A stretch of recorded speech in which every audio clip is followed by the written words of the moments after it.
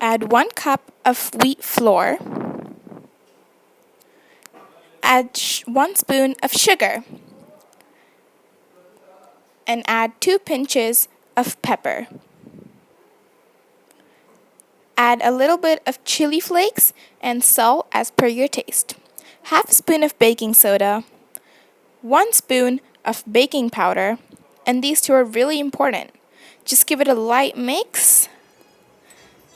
And then you'll have 4 spoons of sour curd. 1 spoon of oil and mix it again.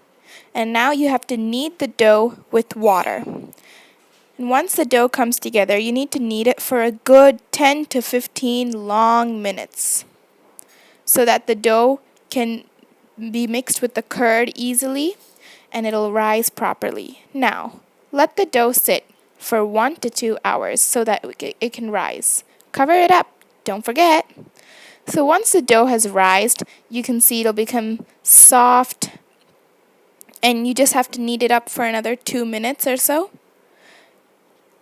Have butter at room temperature with chili flakes and pepper. Also add 1 crushed garlic clove and salt. And mix this butter mixture up. Now you can roll up the garlic bread dough and spread, and you have to make it like thin, but not so thin. After putting the butter mixture on it, put some cheese and apply water on one side of the dough so that you can close it up and it'll stick sealed. Make sure to seal it tight enough because we didn't seal it tight enough.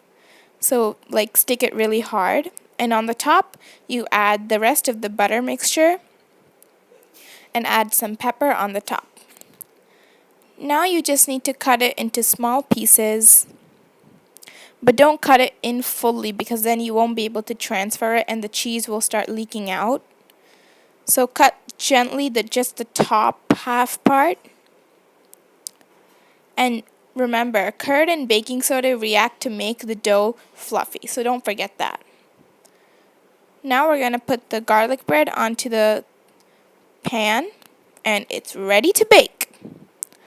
So we'll put it in the oven for 10 minutes at 250 Celsius.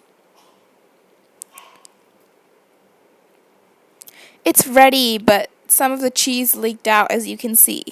But that doesn't matter, it's still so tasty and cheesy and yummy.